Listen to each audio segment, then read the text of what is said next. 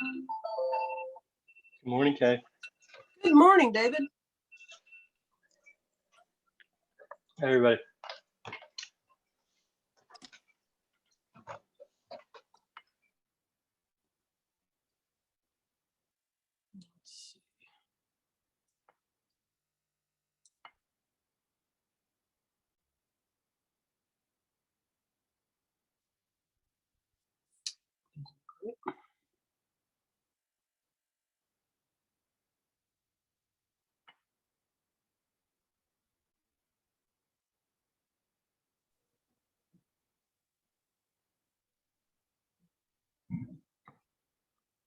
Morning. Good morning. Morning, Rich. Morning, everybody. Oh, I haven't been here for a while. It's nice to see you all. I even got to confirm that David and Dave and Alan are three-dimensional yesterday. I saw them. That's true. I actually saw David downtown. That was like, threw me for a loop. And I'm like, what? It's a real person.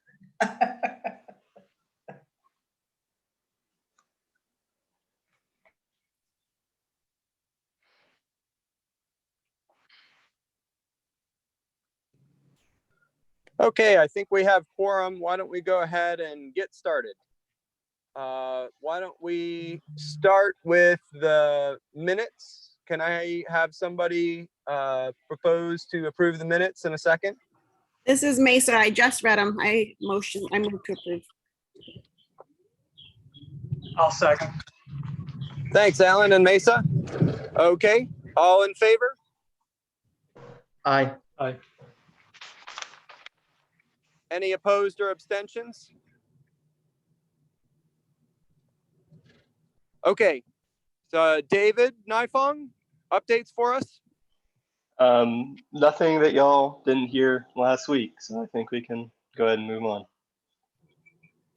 Okay, any committees have updates that they need for now? We'll be meeting again in May. We went to the waste characterization study yesterday. We got to see what they're up to, and it was really robust and super impressive and smelled bad. And I did not envy the job that they were doing, but they were doing a great job at it. So we're really excited to see the results, which should be coming out, I think, with sometime in May. Yeah, the project team will be here at the May 14th meeting, and then the more robust report later that month. Fantastic. Any other updates from committees? No, I mean, most of the natural systems efforts have been towards the proposed revisions of the tree ordinance. We are going to start working on the 5-star grant, which will be due in January, but that's about it right now. Great. Okay, I will hand things off to Rich Malerba. Thank you. 1 second here. So I don't have much to say that I didn't say at the last meeting. We presented our revisions. I think they were sent up to Hugh and Kay. So I think it'd be probably best at this point to get some feedback.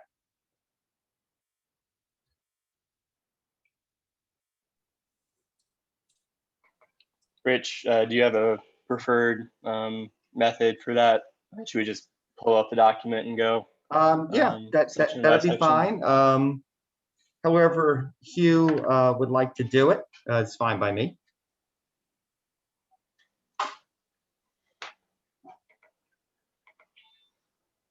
Well, good morning, everybody. And Kay, I see is on the meeting as well. I would prefer actually y'all to go through the,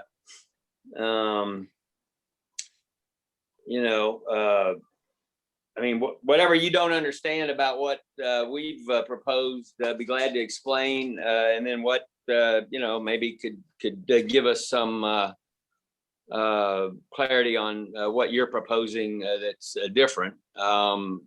There's quite a bit of,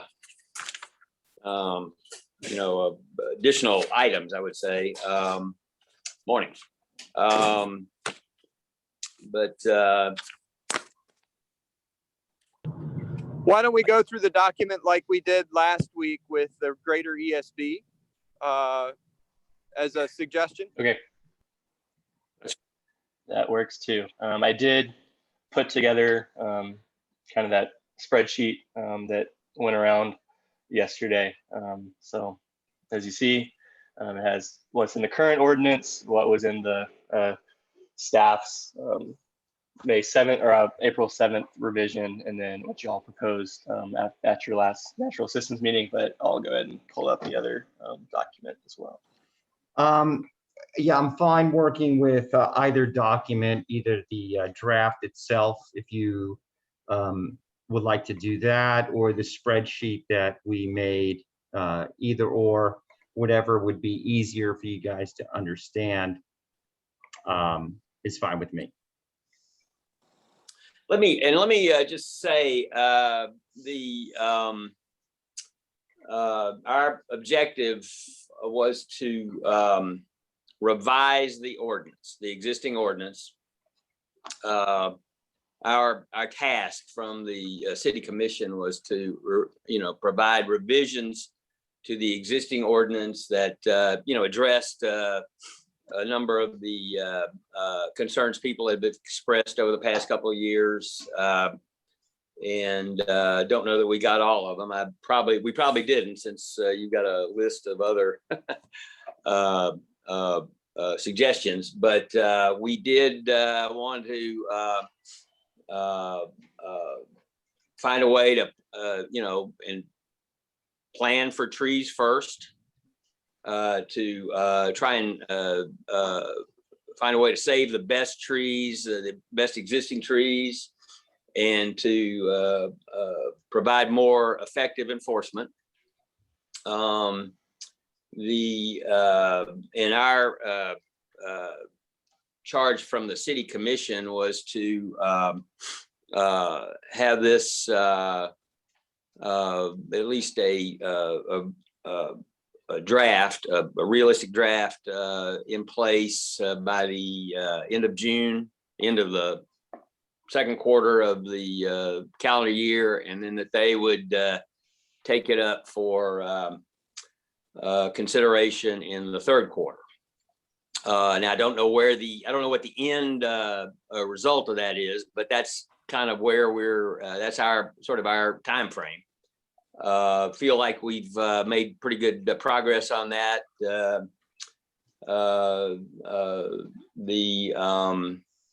I'd say appreciate the effort y'all have put into it. I know there's a lot of interest in tree ordinances in Metro Atlanta, and I think we can all learn from what the city of Atlanta is going through. It's interesting to observe, at least. I would say this particular when we finish, when we arrive at a place to I guess where we're comfortable with what we've got. I think we still need to test this against real world projects. I'm reasonably comfortable it's effective, but just need to look at it using some real world some different types of development projects. Single family, I would say the big kind of area of concern, and I could be, obviously it's just my opinion, but the area of concern that has been most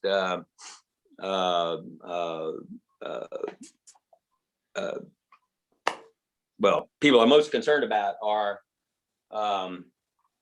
redevelopment of single family properties. And that's where there seems to be where most of the tree canopy is, where there seems to be some just most of the obvious tree loss. There are other, now there are other areas that where you're going to get tree loss that I don't know. I just don't know.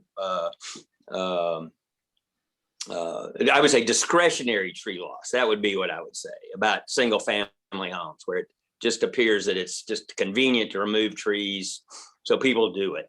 And there's plenty of opportunity to save trees that are existing, and I think that definitely needs to be the controls there definitely need to be strengthened. But there are other areas we also need to look at, and they would be the high density, the townhouse type developments like you see at Faulkner and Church Street, where you have, again, typically that's a group of single family homes, older homes that have been where you have basically a complete redevelopment of the property. You've got lots of infrastructure. And it'd be difficult in any way to preserve trees when you have that kind of intense development on those types of properties. Less similar kinds of, I don't know, have the same impact, because usually there's fewer trees.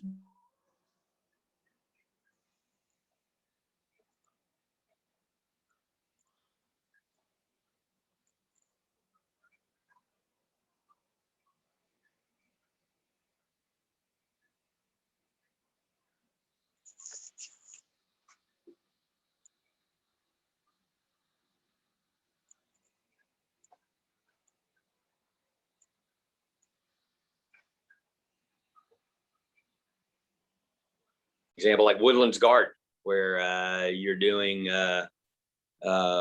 significant redevelopment or changes to the property, and you have significant tree loss.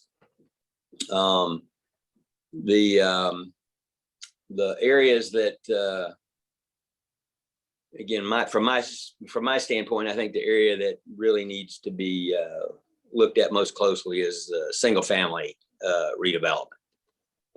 Again, because that's most of the city of Decatur is zoned and developed with single family homes, and that's where I think we have the most opportunity to save existing trees.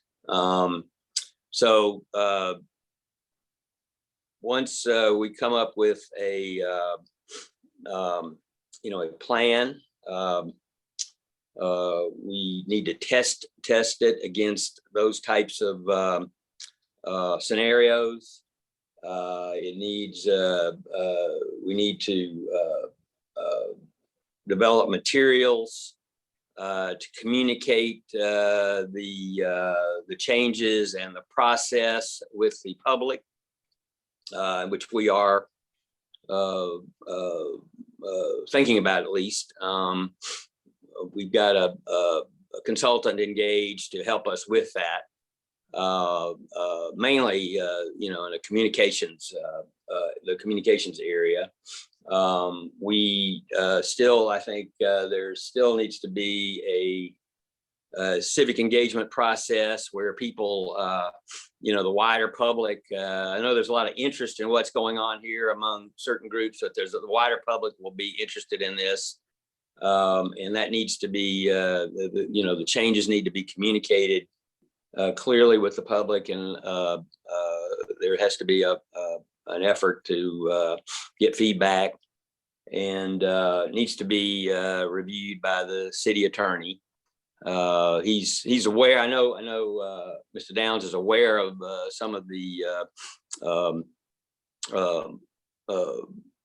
changes that have been proposed by the staff. I'm not sure he's as aware of what the ESB has come up with. And then it needs to be, considered by the city commission, and they'll have their own notion of how to approach it and engage the public and make a decision. So that's just kind of an overview of where Thank we you. are. Yeah, thank you, Hugh. No surprises there. I think perhaps for the sake of time too, we can go over some of this and just hit some of the highlights. You can, in the interim after this meeting too, you can go back and look at the recording from our last meeting. I think that was kind of in depth, but just to touch on some of the stuff that we did. And, I won't touch on every single point right now, and I want to apologize, but I'm not going to be able to stay here for the whole meeting or go into the same detail. It's a struggle for me to be here right now, but I wanted to be here because, I'm deep into the process with natural systems, so I'll do the best I can. So looking at this, we added a couple points under 911. You can look at those at your leisure. If there's something that is pretty not debatable, I'm just not going to hit it. But Hugh, if you see something, or Kay, if you see something that I'm breezing over and you want to talk about, please stop me. So perhaps one of the biggest things here is the canopy coverage change. And I'd love to get your feedback on this, because the canopy coverage that you were suggesting in the first draft was unchanged from the canopy coverage that we had in the original TO. And that is problematic because we've switched our metric. So we are using a metric now that has roughly 12% or so, 13% differential. So that differential needs to be taken into account. So the moving 50 to 63 represents no change in canopy coverage over what we had in the past. So I'm going to leave it at that and ask you guys: do you have any questions about that, or do you see it differently? Yeah, I'd like to address that, Rich. The original reason we went to 50% canopy from 45, and that was only a 5% difference, is because at the time, arborists, arboriculture, foresters, everybody that was working on climate change agreed that if we could get all cities up to 50%, then that would really reduce that climate change number. And that was a number that everyone at that time, around 2013, 14, was trying to shoot for with their city canopy coverage. So that's why it was placed at 50. Since then, there are two schools of thought going on that in some cities that are heavily forested, you could increase that canopy to 55% or 60%. That's been the limit, and nobody has said definitively it should be one or the other. I think in looking at what our canopy has done since 2009 and all the years coming forward with imagery, to go to 63%, I don't know if that's achievable and maintainable. I know 50% is, I know 60% probably is, not positive, because then you're having to add more to your downtown areas and things like that. And we're planting everywhere we can, but you've got to keep those trees alive, and canopy has to continue to grow. So I think, really 60 is pushing it at the max for canopy cover for a city like ours. That's just my professional opinion. Thank you, Kay, and I appreciate the clarity on that. So from a just an uninformed observation, we had 47, and the numbers I might be off by 1% point, but we had 47% canopy coverage when we set the 50% goal. Okay. Now we have 57% canopy coverage based on our new metric. It's still 47%. Nothing has changed. I want to make sure we're all clear about that. If anything, we've lost some canopy. We just have a new metric, which we are going to be using into the future. So 57 is the new 47. So having said that, if we set it at 60, there is no difference between the 60 we set now and the 50 we did set. So it's not like we are increasing the canopy coverage requirements, because we have a totally different way of measuring it. So this is kind of what we're getting at here. And I see what you're saying. 63 might be a little wonky, and maybe we need to be 60. That's fine. That's, splitting hairs. But we're at 47. We set it at 50 in 2012. Now we're at 57. Really, there's no change. I mean, I think this is what citizens need to understand. We have not gained 10% canopy coverage. We've gained nothing, but we are measuring it differently. The measurement system now is more tolerant. It's more inclusive of things that of greenery, or for whatever reason that they are now changing the metric. I don't know. So this is my understanding of it. Am I seeing it incorrectly? Correct. Let me clarify that a little bit. Okay, so the metric that was used, or the formula that is used for canopy study, is the exact same that was done in 2014, 13, and 10. It's the same imagery. What's changed is that the computers have gotten better at this, and ground truthing has gotten better at this. The images themselves have gotten clearer, and the study that was done originally for the original community forestry plan did not take into account freestanding trees. It only took into account clustered trees. So there was a lot of canopy that was missed all over the city. And it clearly states that in the report that was done. So that's why when we did the new report, we had them go back to 2009 and do those images and bring it forward so we could actually track all of the canopy in the city, not just clustered trees, pick up those individuals that were freestanding as well. And so that's where the change comes in. You're right, 57% is what we had, and we have maintained that 57%, even though we've lost trees and we've planted trees through different reasons, most of them in the single family area, because that's where most of our trees are.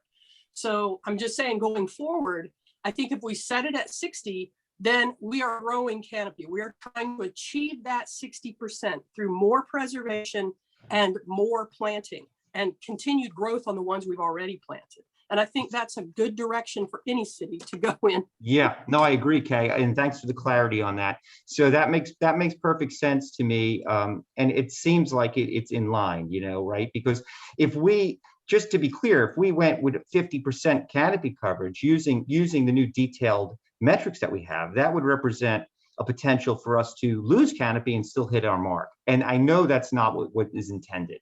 When we had 47%, we knew we needed a little more. We went to 50. Now we have 57%, the new 47%. It would make sense to be at 60.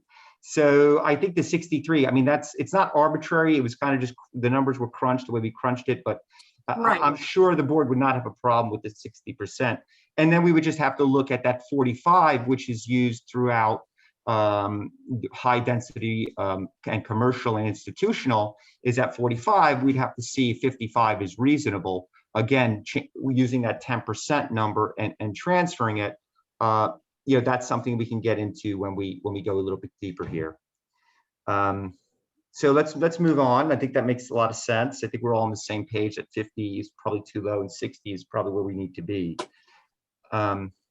So scrolling down here, we suggested here in these things that we wanted some sort of tree portal. And I think we discussed this too as a potential step in 2 meetings prior. We discussed this as a potential step for developing an urban forestry master plan, that we would need something like this anyway. And I think that combining all the data and developing something where we can have a tree survey map, a GIS layer, some sort of reporting. You'll see this throughout our recommendations, and you see it here in section 2. Let me give you guys a chance to comment on that. Is that, I know it seems like a heavy lift, but is this something that you guys are thinking that you might want to do as well? And what would that look like? Actually, Rich, the new system that we installed at the DEC, the GovSense platform, was supposed to be able to link GIS. It was supposed to be online. So all of our stuff would have automatically transferred, all of our plantings, just like right now on GIS layers, we have all the city plantings that we do through Trees Atlanta and with the city. I update that yearly. But the new system would have tracked everything, had reporting that we could automatically print out. It had an open portal for citizens to be able to come in and see what was going on, where the tree permits were and that kind of thing. Unfortunately, this product has not worked. So they're in the process of trying to get a new product, and I'm looking at the Davy Trees product, which is a really good one for that. So that is something we planned on all along, was having that open portal.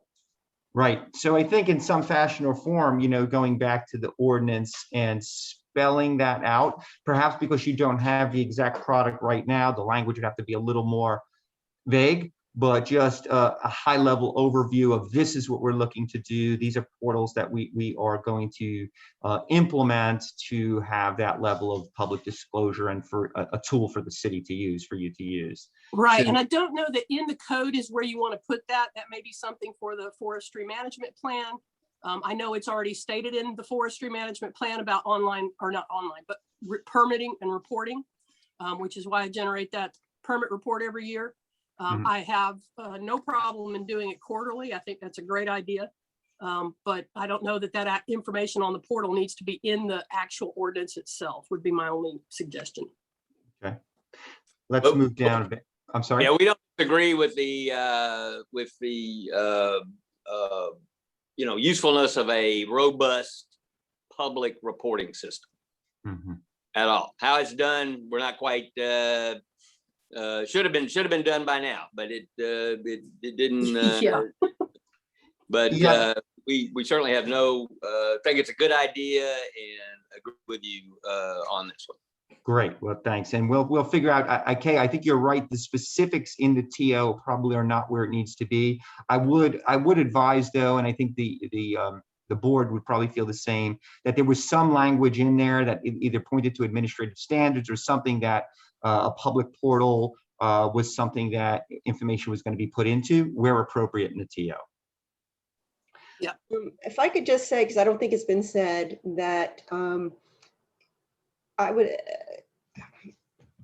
and we've discussed this in committee, the portal, the public portal, yes, is very important. But I think something that can be done now as an interim step is that reporting, that quarterly reporting, just from the database, so that we can begin to get an understanding, because we're obviously not reading it correctly or something. I'd like to schedule for a future meeting, but I know Atlanta has done a lot of work to try to get that quarterly reporting and have that happen in-house. I don't know what system they're using, but they're definitely committed. It is in the ordinance. Thank you, Mary Jane. So let's move on to 912. This section A here, and throughout, and you'll see the strike of over 6 inches in section B, is just a defining, and I think legal would kind of like this too, it's just a defining of protected tree. And so that throughout the document, we use protected tree, and it's all encompassing, and it kind of goes on and further defines what's a protected tree as we go forward. So basically, you guys can work with legal and figure out what kind of language would be best, but we wanted to make sure that we had the overarching term protected tree, which included trees 6 inches or greater in DBH. And then as you see, as we go through the document, that definition expands a bit. I think that's actually in our ordinance now. Just that, I think it defines protected tree as 1 over 6 inches DBH. So that shouldn't be a. So I just think this is a kind of a language thing, and you can kind of flush that out as needed. Moving on to C, we had, so there's more language here that just says, that if we had MOUs, that's understandable, that things like this are going to be going on, but standard language that whatever they decided to do that varied from this TO, that it should not be, it shall address the tree protection in a manner no less protective than what you're currently suggesting in a TO. So yeah, I have no, yeah, language. this looks good. And it's already, that language is in any memorandum of agreement that or understanding that we've done. It has that language in it, but adding it in the code there, I don't think is a problem. Yeah, exactly. And that's what I thought too. And it's just, it's just a safety mechanism so that if there are things that come out and that language is not in the MOU, that we have it here in the front line. This is more tree database stuff that was added in section 2 that, we can work with that as we figure out how the database should be referred to in the TO as we move forward. Number 4. So here is something that this is probably, Kay, going to come to you in storm issues, down trees, that sort of thing. It was the feeling of the natural systems that the verbal authorization might be a little nebulous. and that some sort of expedited written authorization, and by written authorization, what we were kind of thinking, and we may need to flesh it out a little bit more, is something as simple as a text message, an email, or something that just says, hey, this is, you're authorized to do this. Make sure that in 72 hours you file X, Y, and Z, so that the homeowner or property owner understands that they need to do that. We just thought that it might avoid some issues rather than having something that was just strictly verbal in the beginning.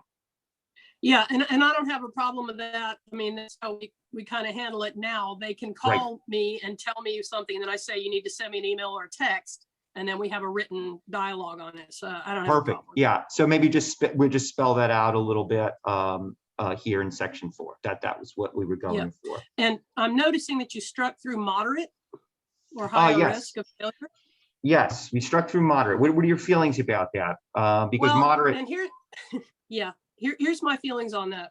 As an arborist, certified arborist, and a tree risk assessment qualified arborist, there are situations where moderate, and the definition of moderate is that there is a target present that cannot be moved. And there is a moderate risk that the tree will fall. When we say moderate risk, you're still indicating that there is a risk that is higher than normal with a tree with a target present that can't be moved. Now we're talking loss of life, loss of property, that kind of thing. And it's usually the loss of life that is the driving factor in that statement of moderate. So you have a target that can't be moved. So what I define this as in the code, in looking at all the stuff that I've learned in my 20, 30 years, is that it boils down to, once you have that risk that can't be moved, really the decision has to be made by the property owner who has to live under that tree. How much risk is that property owner willing to live with? And what can they live with? Can it be modified? Can it be reduced? You know, so this is a situation where we can't reduce the risk of a tree that is moderate and has target potential enough for that owner to be able to sleep comfortably under that tree is the bottom line. Yeah, that's a good point. That's a good point. That's why Kay. moderate is left in there. Let me ask you this as a follow-up, and that's a good point, and I sympathize with that. Having children underneath a large tree that was failing, and I had to have it removed, you know, because it could have killed them. So I understand that. I guess my question would be, how delineated is the differences between a moderate risk of failure and a high risk of failure from an arborist perspective? Is it delineated in a very specific criteria, or is it a little more subjective? Yeah, it's following the ISA tree risk assessment qualifiers. So there are different parts of the tree that if it's danger there, like the lowest portion of the tree where it goes into the ground, if there are failures there, you know, typically that's going to put it into a higher risk category because you can't fix that. You can't put back good wood. Things that are cracked or broken, bad structural form, most of the time can be pruned, but not always. So it's really dependent on the individual tree, where it is and what the situation is, which is why we call for the certified arborist to do a tree risk assessment following that ISA form to determine that it is moderate and there is target present and there's no way to mitigate it for the owner to be acceptable of that risk. Rich, do you mind if I ask a question? Please do. What if the mitigating measures that you're proposing, Kay, as a certified arborist, what if those measures don't satisfy the homeowner? What if they're still uncomfortable? Where does that leave us? Well, and that's why you leave that moderate in there, because like I said, I think the decision ultimately needs to be that homeowners that has to sleep next to that tree or children sleep next to that tree. So you have all the information an arborist can give you. And that's why arborists don't tell people this is the be all end all that will fix a tree, because nature can take that tree out tomorrow. Living with trees is living with risk. Each individual has to determine how much risk they are willing to live with. So no arborist is going to tell you, yes, I can fix this tree and it'll never fall down. We just can't say that in this industry. So that's why you leave the ultimate decision is the property owners based on all the relative information we can give them as an arborist about that tree and what possible things we can do to mitigate it. You know, and are they comfortable with that mitigation? Do homeowners have to replace these trees? Yes. If they fall, right now, the way the code is written, no, they don't, unless they fall below the 25% level. So in this code, if, we're upping it to 50, more than likely, yes, they're going to have to replace that tree. If they Thank had to you, Kay. replace a moderate tree, maybe that would be,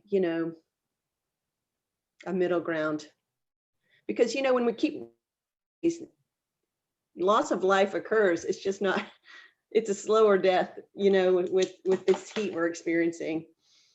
I get that, Mary Jane. yeah. Believe me, I do. Yeah. So replacing would be good. Thank you, guys. So let's move down to section 4.2, just there where it says upon the expiration of the 72-hour submittal. That's just some language there, just basically saying you still need to be in compliance, even though you're doing this emergency removal and you have these 72 hours, that you still need to be in compliance with the rest of the TO. That's standard language. And then the next line talks again about the database, and that's something that, again, we've already covered and you all can deal with. And let me say this before we go forward. What I would see as the next steps after our meeting today is I would like to see you guys, based on our conversation and feedback, clean up what we've given you, make the changes that you feel that you can make based on our recommendations, submit it back to us, and then maybe we can have a discussion in that, even if it's in natural systems, with you guys again to see, where we're at with that, and if there's any additional feedback. And hopefully from there, then we can take it to the next phase. So I just wanted to kind of interject that to make sure that sounded like something that you all were on board with. That sounds good. Okay, great. So let's move down to D. This is the affordable housing. We're flexible on this. The thing about why we wanted to change this and not leave it so open-ended is because with our inclusionary housing ordinance, you're allowed to have 10% affordable housing. Well, you have to have 10% affordable housing in these multifamily projects, I think, once you go over 5 or 6 units. So we didn't want a developer to come in, have to meet the ordinance and have 10% affordable housing and be considered affordable housing and be exempt from the rules. We wanted to target affordable housing that was predominantly affordable housing and that may need some leniency in the TO in order to make developing a property more affordable. But we did not want it to be a giveaway to developers that were including a small portion of their development as affordable. Does that make sense to you guys? And do you understand where we're going with that? Well, I think the detail there, it was a fairly broad, statement, and it did not. I don't think we were intending to provide an exemption. Clearly it needs to be fleshed out. There's a variety of opportunities for affordable housing. I think they're broader than the housing authority projects. Right. Absolutely. And I think that's where most of our affordable housing is going to come from, is non developments other than the housing authority. Right. So, but I mean, again, I think that's reasonable. It's not unreasonable to have the ability to modify, and again, that's pretty broad, so it needs to be maybe more narrowly defined, or some additional elements to describe and limit it. But that was it. I just want to raise the issue. Right. Yes, exactly. And that's what we figured. And we had toyed around and thrown around numbers much more lenient than this, like they would be provided some leniency from the TO if you had 20 or 30% affordable housing in a development. So when you guys go back and look at modifying this section D, this is something that, and not just the Decatur Housing Authority, because you're correct about that, but any developer that's coming in with 20 or 30% affordable housing units, if it reaches that threshold or above, that they could get some some leniency here with the in respect to the TO. Yeah, and I think Yeah. they also, the other thing, I mean, we've got an affordable housing task force that's, you know, working on this. So I mean, I think a good conversation with them would be useful as Right. well. Absolutely. All right, let's move down a little bit here. So I think we struck the bona fide hardship just because that is something that if I, let's, oh. There we go.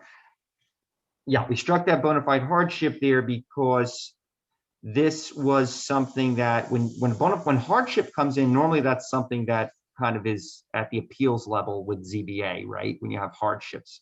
So we just didn't feel that that was appropriate in that section. So that's why that was removed. And I'm curious, Decay, have we ever, you know, had this implement? I mean, you know, using I think there's an existing. Yeah, it's in the code now, Hugh, and it basically allows the city arborist, say, to on a hardship situation where they can't get a site plan drawn, that the arborist can do a tree plan for them, that kind of thing. That's really the only thing I'm aware of that it's been used for. Okay. Okay, and there's some notes there on that you can kind of delve in deeper and see if this is something that you want to reword or revamp slightly. Okay. Next section, B. If we scroll down a little bit. Yeah, the tree species list, we really feel that is almost a separate little project, you know, that needs to be addressed. I personally, okay, I don't know, I'd like to see that list tightened a bit, you know, because I think it's a very large and inclusive list, which I guess you have to have, but I think cleaned up for readability and kind of maybe reorganize that. That was my feeling on that. So we were basically just saying, hey, this list is out there. We're giving a specified period of time to have it revamped, so it doesn't have to be done with the TO, but that some thought would go into this, and the tree species list would be revamped in a reasonable amount of time after the passage of the TO. So I mean, if it was passed in, you know, July or August, you know, we give you to almost to the fall to have this tree list done. If And there again, like I said, that the note doesn't need to be in the ordinance itself. That's something that, you know, community forestry plan again would be where you would put that. Because the tree species list can be amended at any point, really. You know, the one we use is from Athens, Clark County out of UGA. It's a Piedmont list. And of course, we have invasives and everything in there, but it is noted, they're noted when it's an invasive. So, you know, I'd like to remove some of those myself. So I don't have a problem with that. I just don't know that we need a note in the code. Okay. Yeah, and I think you're hitting the nail on the head. I mean, I think that the point is that it probably needs to be tightened up a bit over what we have, and with a little more sensibility and some trees that we really want to see in our city kind of spelled out a little better than the way it is in the current list. Okay, the next is 914. We added this in section A. One of the reasons here, and this is pretty kind of like easy for a property owner to mitigate. We didn't want to count trees that were infested or that were covered in ivy or wisteria or something like that. And we felt that was a pretty low hanging fruit, because all the property owner would need to do is go in there and clean that thing up. I don't know how you guys feel about that, but I thought that would help a lot of trees that we have on lots too. I've seen developers develop lots with trees with English ivy growing up it and not touch it. So why not go in there and you know, have something in the TO that, you know, makes the developer or property owner, if they're redeveloping their property, I like it. trees are healthy. I like it. I think it's a good idea. That's a really Yeah, good why idea. not? I mean, it's pretty easy, right? Yep. And for what it's worth, Kay, you just mentioned the Athens Clark County tree ordinance as a source for the tree species list. Their ordinance actually includes this same provision. Yeah. Thank you, David. Yeah, I love it. Yeah. I like this. Great. Perfect. And see, you know, there's some clarifying language in the middle, but the last statement just kind of excludes. I mean, it just basically says shrubs and other greenery are not considered canopy. I mean, we just put that in there. I mean, This part right here, the 10%. I don't know, you guys, I want you guys to talk to me about this because this is where we go the other way. This would be unattainable. Yeah, I mean, how that's could what you? that's what my thought was too. And I thought it should be done by the size of the tree, a percentage for depending on the size, like, 1,600 square feet, maybe you do 50%, they count as 50%, or, 25%. So you get 4 for each one lost. And then the medium would be the 50, and then small would be, less than that, still just 1 for 1. And if you Kay, I'll wanted to, send you 'cause- something. I'll send you something. I got to remember to do this. I had some suggestions on this too, where they rank, because it's 100% now, right? I Right. think at the current rate. So I think that 100% is good in certain situations, right? Like, let's say the storm removal, right? Like, you have 2 big trees on a small lot. You lose one in a storm, and then you only give someone even 50%, they're not going to have the canopy coverage because that was a big tree that they lost. So there are Right. certain situations where I think the homeowner should get 100%, but then there are situations like where there's development and they remove trees, and they're allowed to because of the ordinance, you're allowed to remove certain trees. But then to get up to that canopy coverage level, they should not be getting 100% because maybe they could have Right. not removed those trees. So I have a little list that, so maybe you guys can work on this. It doesn't sound like you have a hard idea of exactly either. I'll give you my suggestions too and see if we can marry something that will work here. But definitely 10% is not going to work. Even in the most stringent of situations, I think it would have to be 50%. Well, this was, Right. I'll take the credit for this one. Trying to reflect I guess the immediate impact of a new tree being planted, which is, not 100%. And also, and I haven't, I do not think it would be practical to replace, all of the canopy that you might lose. But I was also thinking of ways to generate revenue for the tree bank. Right. But you couldn't, it wouldn't be practical to replace all of the canopy you lost with new trees if you don't get full credit. So you would get that by. No, it makes sense. It makes sense. But And I anyway, like the thought. Yeah, I like the thought behind it. And you'll also see, though, that while I want to see leniency here, it was the consensus of our board that we want to limit the tree bank because we don't want the tree bank to undermine our canopy goal.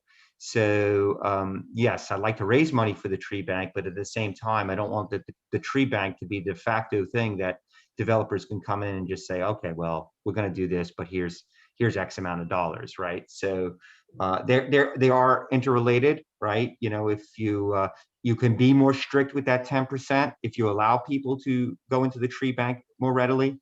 But if you don't allow the tree bank to be used so easily, you have to be more liberal with this. I think this would lend itself to more discussion related to the type of development.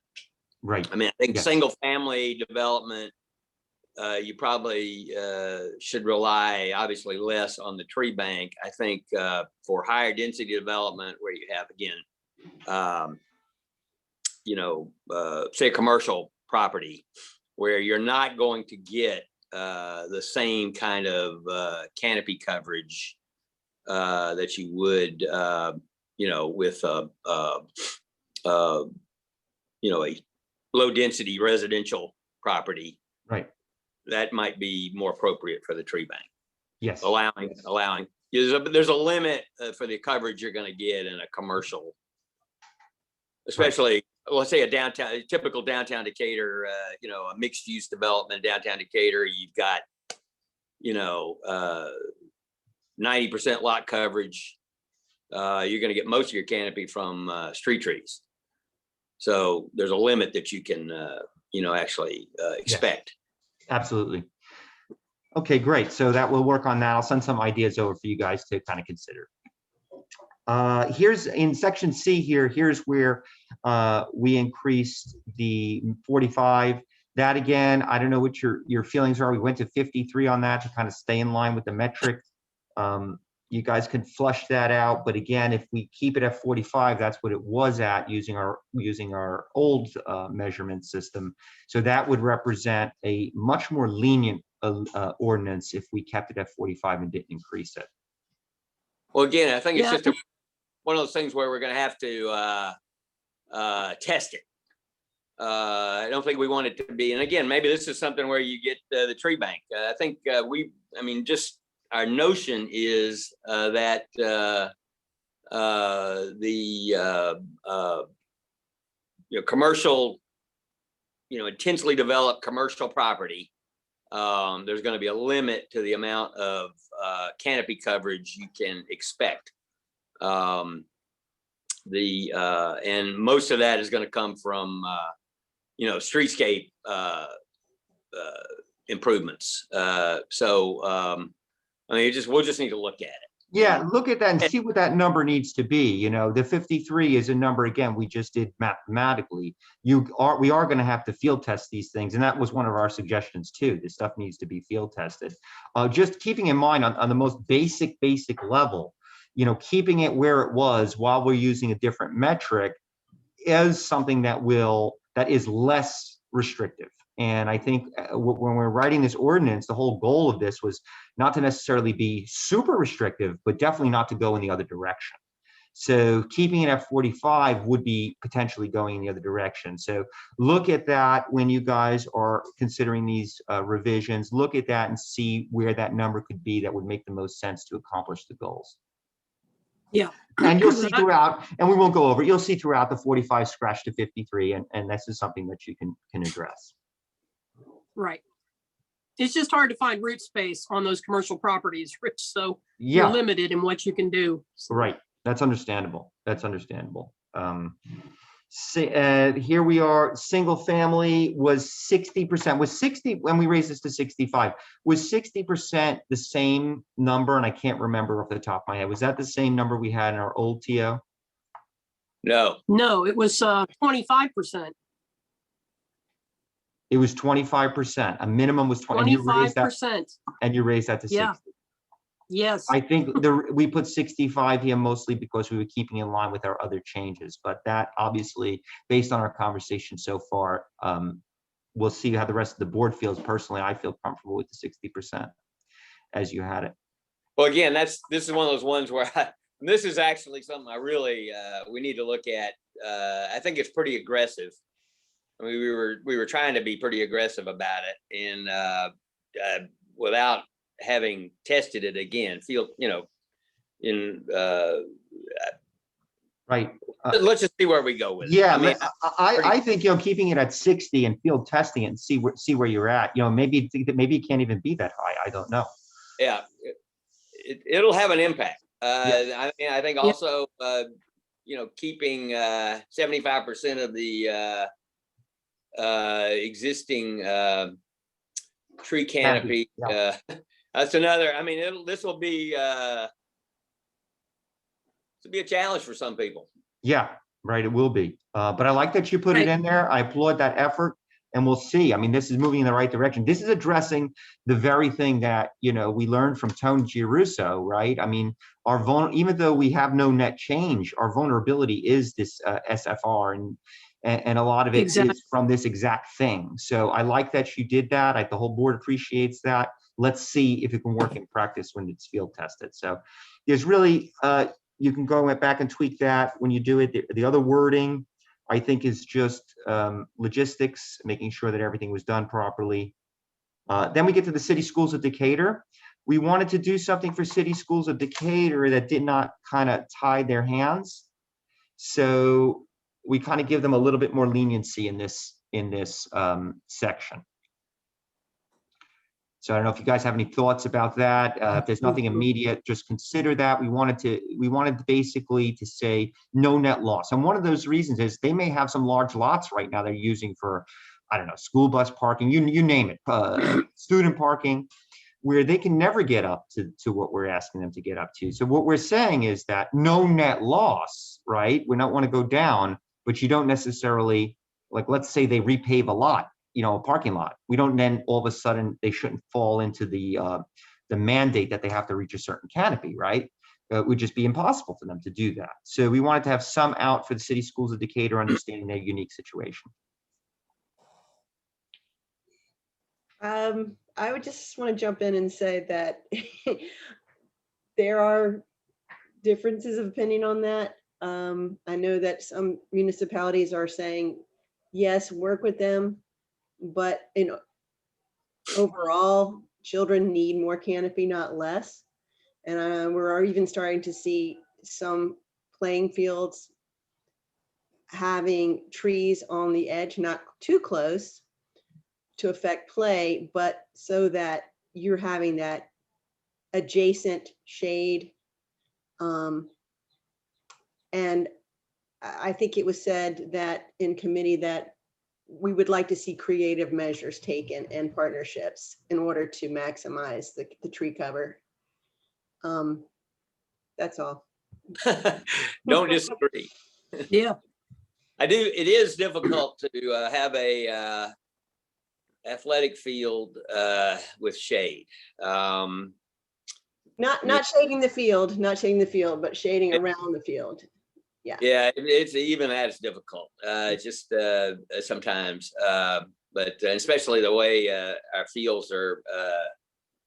You know, they're no. They get used year round now. It's very intensely. I mean, I think that's why most school systems are going to but artificial the turf. most important thing, I don't want to dwell on the fields. The most important thing is having the impervious surface shaded, because that's the 40 degrees or more hotter that's creating the ground level heat. And we're really starting to see it affect the kids in certain months of the year. So parking lot standards. Right. Don't disagree. So, yeah, so, you know, this may need to be tweaked further. So consider it and see what kind of recommendations, see what kind of ideas you can come up with that. If that needs to be in there at all, I think it probably does it'd be nice to have something, but if you guys feel that it should be struck and really, you know, I don't know, do you ad hoc deal with the situation as it comes down the pike from the school system? Maybe that's how you deal with it. I don't know. But we put that in there just because we saw that it would be maybe some potential concern. Okay, so moving down, this is more about the when trees are planted, putting it into the survey map. You can take a look at that deeper and see if that language needs to be changed, needs to be there, or needs to be altered. Moving down to D, this is again percentage change. And then we added this language in here. This kind of K gives you just a little more latitude with the commercial high density residential institutional, you know, where it's, you know, all feasible efforts need to be, you know, made to reach that level. But you as the arborist, you know, if it's not feasible, then the you may deem that compliance is not possible, and they either go to alternative compliance or some other arrangements would be made. Yeah, it looks good. Going down, let's see, this is our green infrastructure. We wanted to allow, we have the tree bank in here. So we had up to 50% of the tree canopy coverage requirements shall be planted city-owned property. But then we went on to say that if it was underneath that amount, that they could use green infrastructure to offset. Now, we would have to probably have in the administrative standards some sort of table of offsets, but that they can also use green infrastructure on the property. And this would definitely come into play with institutional developments, high density developments, where they could do certain things that would, for green infrastructure, where they could offset some of that canopy that they don't have, that they're underage on canopy. So we thought this was interesting, and we did at the very end put a backstop saying that even if you use this, you can't go below 25% canopy on the lot, because we don't want a situation where the lots are being completely stripped for green infrastructure, because there needs to be a balance there. So I don't know if you guys are up on that, or if you feel that might be something that I think it gives developers, especially developers of larger lots, gives them another tool they can use to be in compliance, but also do something that is environmentally friendly. Yeah, we actually have this in the code. In the new draft, I put it in there that they can reduce their replanting to a certain extent. I think it was 50%, more than 50%, by using these green measures. We refer them to the EPA website for that measure, and that's in the administrative standards too. Yeah, so I think this language here is just a little bit more comprehensive. So take a look at it when you can and see if that's something that you could include. Maybe it needs to be touched a little bit, but the thoughts are on the same wavelength there. But I think the one thing that was a little different is we do have a little backstop. So we do say, okay, you can't use this for 100%. At the very last line, you see we limit it to 25, which I think makes sense, right? We don't want scrapings of these lots. No, right. Then we come down to, so this is the first time the city tree board is mentioned. City tree board that's referred to in the 2012 community forest plan. So we wanted to see a stronger tree board. What face that would take is TBD, but we like to see a stronger tree board as a remedy for homeowners or property owners that need to have a variance. So, the first level K would, of course, in most situations is going to be you, right? And then if they get a no from you, then they can come to the board. If they get a no from the board, then they can go, ultimately, what everyone can do in any situation in the UDO is they can go to ZBA, right? And you'll see in appeals, we kind of outline that a little further. But we did think that this was important because it's kind of specified in the 2012 plan that we should have been doing this all along. So when we were looking at all these documents to revise this, we were like, this is something that we have not been doing. Do you guys have any feedback on that? Probably need to talk to the city attorney about it. There's a whole legal process with appeals that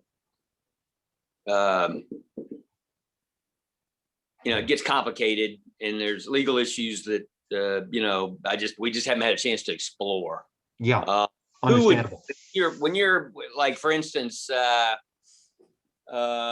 don't think our again, I don't know how prepared we are to go to a system like Atlanta's got, where there's a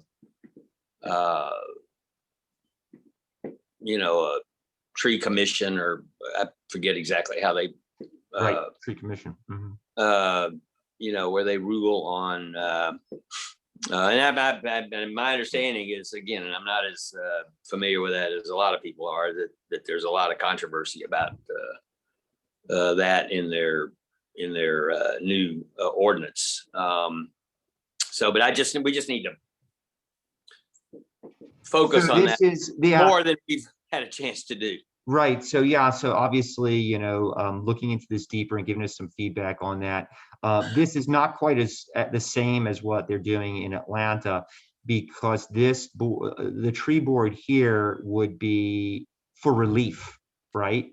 So if compliance couldn't be met, they would have a chance to come to the tree board and go through it, and it would just be another backstop beside just having Kay, or potentially Kay and her and an arborist that would be working with her or for her in the future.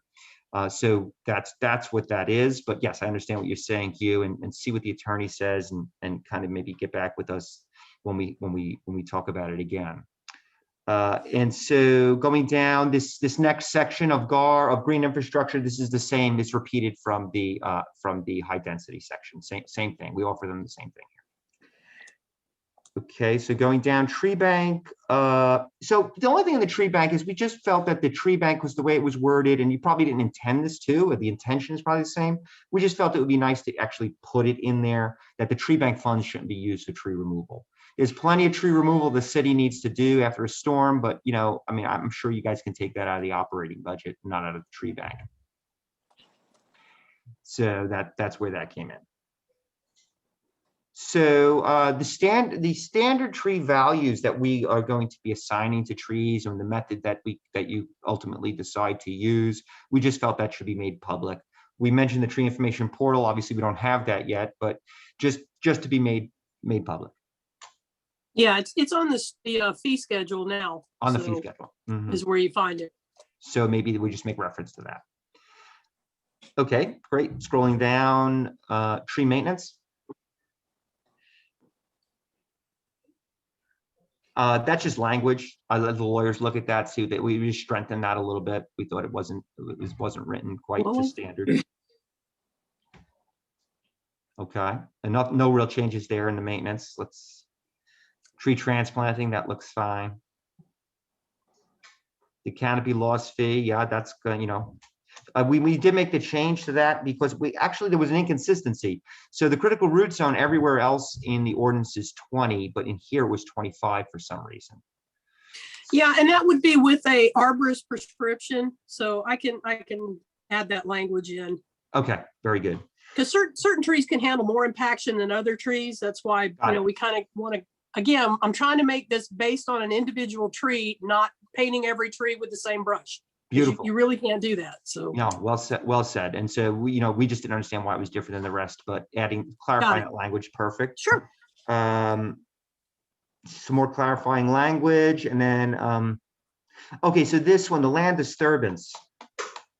So we wanted to change this a little bit to, I think what you originally wrote, and I don't see it. I know it was a little different in the draft that we got. I think you were talking about a percentage over, I can't remember actually right now, but what we wanted to do was the land disturbance, we wanted to just put it as a percentage over the maximum permitted impervious coverage. This way, each lot is already assigned its impervious coverage maximum. So what we wanted to say is, okay, we're going to take those maximums and add a percentage over it, and that's how we come up with the maximum amount of land disturbance and grading that can be done. And it makes sense because we already have that impervious limit for every lot type. So why not just use that as the basis and then just come up with a reasonable figure that says, okay, you can go over X amount. Yeah, we thought 15% based on the figures that were originally thrown out. We thought 15% would be enough for a developer to utilize. Yeah, so Rich, I will say that we had the exact same language. Your recommendation of 15%, we had a recommendation of 25% over permissible lot coverage. And so I think that's another thing that we'll need to kind of test and see if it's even feasible to kind of do construction. Yeah, that's a good point, David. Maybe we need to strike, maybe the draft that comes out needs to strike something in the middle, and then we'll see, but then it can be adjusted based on field testing. Yeah. Okay.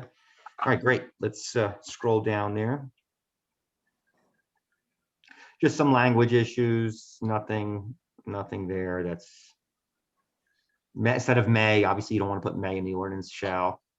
It's certified arborist, I mean, that's just clarify. You don't want an arborist that's not certified doing those things. Here we added, this is landmark tree. Wait a minute, Rich. Scroll up. Sorry, Rich. Can you go back to that may and shall, please?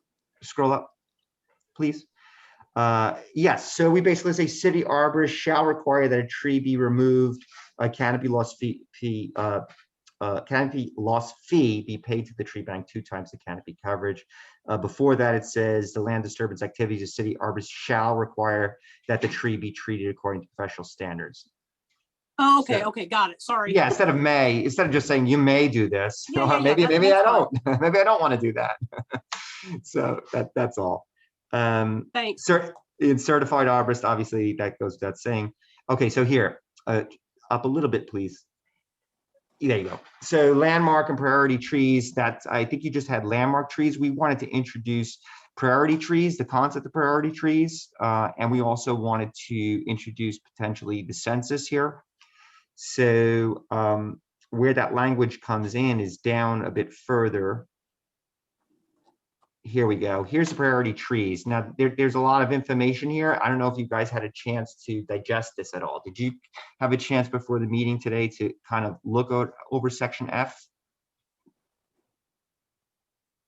I kind of glanced over it. I didn't have a lot of time this week, what with the increased plan reviews and permit applications coming So in. this is, you know, I mean, you guys are welcome to talk about it, but I'm on a limited time. I only have about 5 or 10 minutes that I can dedicate to the meeting. So there's a lot here, and I'm sure we're going to have a lot to discuss. If there's something that hits you right now, or you know, if you have an instant reaction to this, please let me know, and please let us know, and we can discuss it. Otherwise, let's take a moment to really digest this outside of the meeting, and we can discuss it further. I think we did discuss the concept of, I don't know if it's the same as this, but we have discussed the concept of priority trees, which might not be might not even be like a specimen tree. Might be a smaller tree, but a vigorous, you know, a desirable tree that is, you know, younger, smaller, but the kind of tree that has a long life. I mean, that you would expect to live decades. You know, again, it might not qualify as a landmark or even a specimen, but would be a desirable tree to preserve. So that's something we want to explore, you know, further. Great. Yeah, Yeah, I think absolutely. It's very important. The overall point, I think, from committee was that we want to have we want our canopy to be made up of the highest quality trees. And so what Atlanta did with that priority definition, it was species and in some cases size. There's like four points that maybe we could look at. Okay.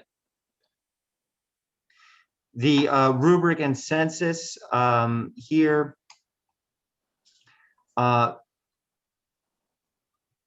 Basically, we're calling for a simple metric here. And we're basically saying we need to come up with a valuation tool. Again, I understand that what you were saying before with the other areas where we had 90 days for adoption, that might not actually need to be in the TO because these things could be fluid. But we just wanted to make sure that whatever metric was being used, that it was simple and transparent and reliable and consistent. So that's something that we can discuss further. So, I mean, we've already as well. Sorry, we've already got that tool in the ordinance for doing, you know, tree species ratings. So there is already an evaluation tool. And is that readily available and easily understood by the public, you think, Kay? Yeah, I mean, it is. Yeah, as far as I know, I mean, I've had people read it that are not tree professionals by any stretch of the imagination, and they understood it. So, but it's for use on the site by the certified arborist or forester. And it's in the advanced standard. I would think that evaluation matrix would be a good candidate for field testing. Maybe we could do a couple of comparatives. So what are you I guess I suggesting? would like to see what, you know, rather than just accepting what's gone before, just discuss what the alternatives are. So have like 4 or 5 people go out and rate the same tree with the and also look at a couple of different models. Just look at and what I want to caution is, again, this is for, you know, the idea of doing these valuations is mostly for single family residential properties that are being redeveloped. So it's having a certified arborist or a forester go out and assess these trees based on that, you know, species rating that we've put in there. And that's what I'm saying. You need to take a look at it because it's revised from the last iteration you saw. So, and I've read it past arborists and everybody else. It's working very well. Is there any extra valuation for buffer trees, stream buffer trees, and are there other valuations that increase its value, placement, things like that. We can talk about that later. I don't want to take the time here, but. Right. I mean, buffer trees are protected, period, because they're in the stream buffer. That's part of the state regulation as well. Right. But sometimes a carrot can be like, oh, you get double the value by protecting. I guess those are some. Got it. Yeah. So, okay, great. If you don't mind, if there's nothing else on that point, there's gonna be a lot more on that point, but if there's nothing else right now on that point, let's go to H. So basically here, again, this is something that I could see maybe, you might want to say that shouldn't be in the ordinance, but we like this in the ordinance because it's kind of, it's mandating this, right? And we think the census of trees is so important for a lot of reasons. And one of those things is going to be, yes, for development of a forestry master plan, but also to understand, what our inventory is. So it sounds like that would have been something that would have been accomplished had the software we were hoping to use was working. But unfortunately it's not at this point, but we like to see something in there that accomplishes that. As I'm sure you would too, Kay. What are your thoughts on that? Or you? What? Go ahead, Hugh. Well, I just think it will be very, so you're talking about every tree in the city of Decatur? Eventually we come down to that, but you have to start somewhere. So we have street trees on the GIS layer now, and probably what would happen, the way I would see it fundamentally happening, is incorporating permit data to start, right? So you have trees that are being replaced based on the permit and based on building. And then who knows? And so you start with that, and then hopefully from there you can build it out. Maybe there's a lot of different ways to do it. I'm just talking off the top of my head. You could have volunteer census information sent out to homeowners and have them, fill out information based on a voluntary basis, and just basically build this data over time so that years down the road, we have a very comprehensive picture of our tree inventory. Well, I think it would also, What's that? I'm sorry. I was going to say, challenge. Yeah, it will, and I think it'll take some time, but it would also allow us to better understand our aging tree population and some of the things that we need to be considered for the future. I also remember part of the audience for this ordinance is the public. And the more we engage in the public, it helps Kay and any other arborist use this as a teaching tool, if you will. Because the more you know about your property, the more you are considerate of some of the trees that you actually have on the property. So it's ultimately a win-win for everybody who needs a tree ordinance, but I mean, it's a start. Well, again, I think a lot of it, to the extent we have data, which hopefully we will, be able to record and provide. And I think we already have pretty good data on right-of-way trees. We certainly have trees in our own properties. Doubt that we got a complete census, but to the extent the data is easy to get, if it's being provided as part of the permitting process, that sort of thing, I think it could be useful. To the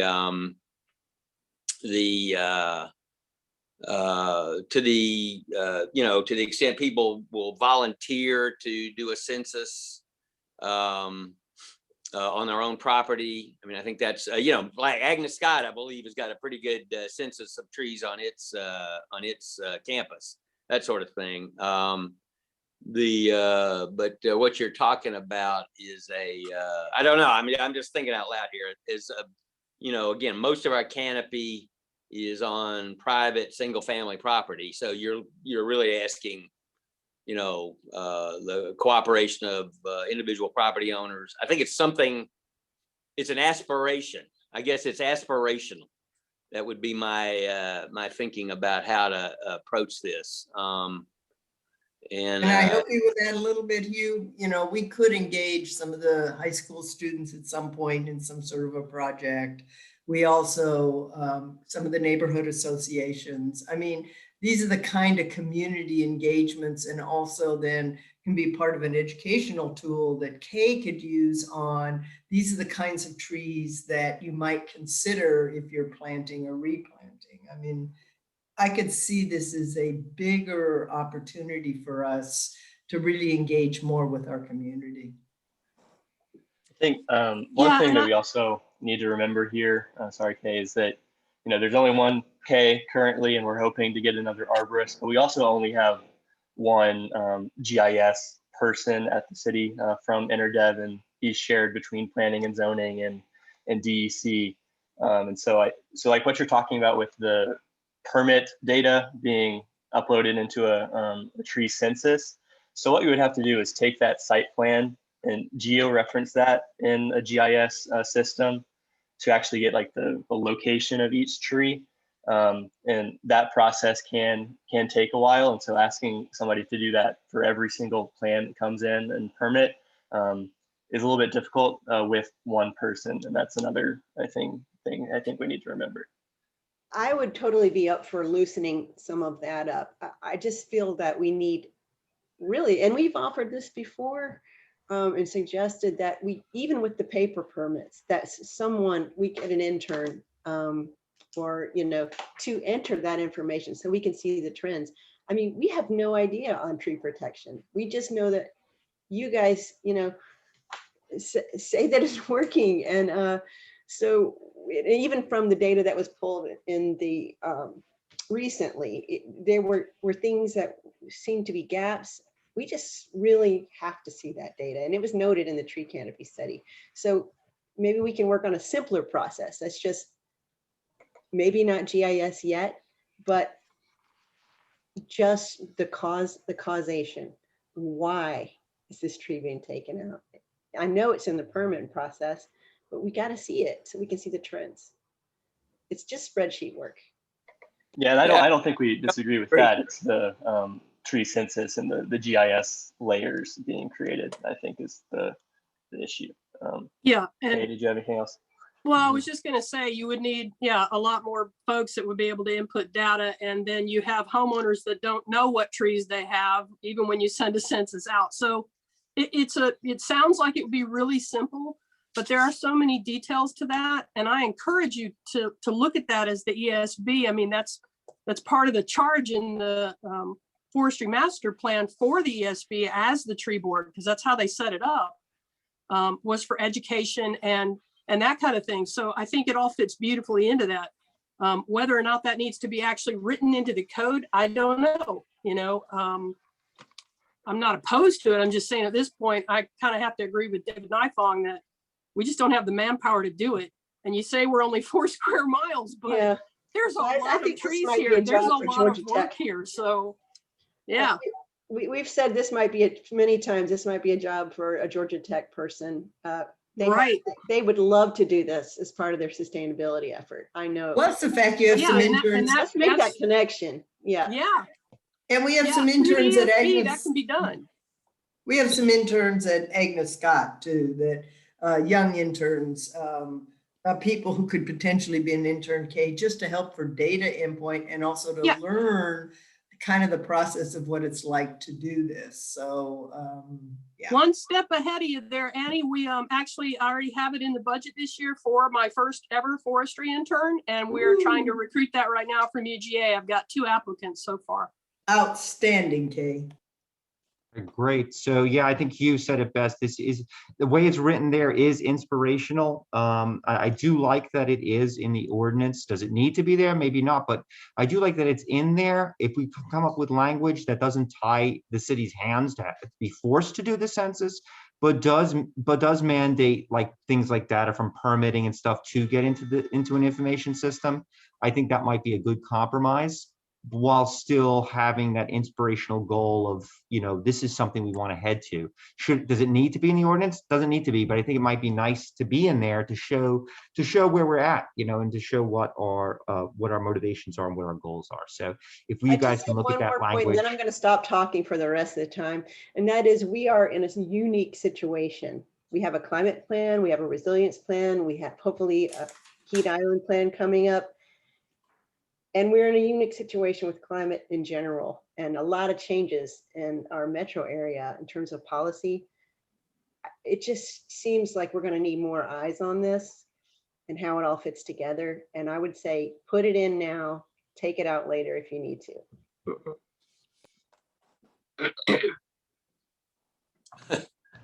All right, so the chart, yeah, this is just jiving with what we have up. So you get go over that and look at that. All right, so what do we have here? So we add some minimums for the permit application because that kind of wasn't spelled out there. And we also talk about some needs for permissible needs for tree removal in section 2 and section 3.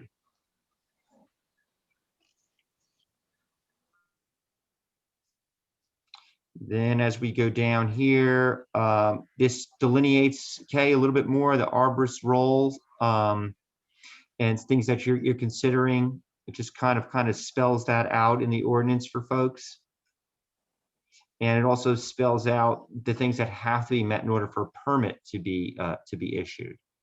And these are probably all things as you read through them, they're just referencing back into the document. And I think it just makes the TO stronger. There are some things in there like the percentage will need to be adjusted. But when you look over that, I think it makes a lot of sense. Tree conservation plan. This talks a bit about the tree conservation plan prior to submittal of the plan. It talks about the conference with you. And it doesn't change much. It just says here that it should be summarized via written alternatives and analysis submitted with the application. Otherwise, the rest is unchanged till we get to 6. And again, like above, like permits above, this outlines the criteria that would need to be in there. C just adds more public notice about tree removal. It strengthens that notification system for the public, and that addresses signs on site and a couple other issues there. Relationship to other law, that's legalese. You can let legal look at that. I think that's pretty standard stuff. Surface parking lots, no change except for keeping in line with our other number recommendations, percentage-wise. No changes in these sections. Violations.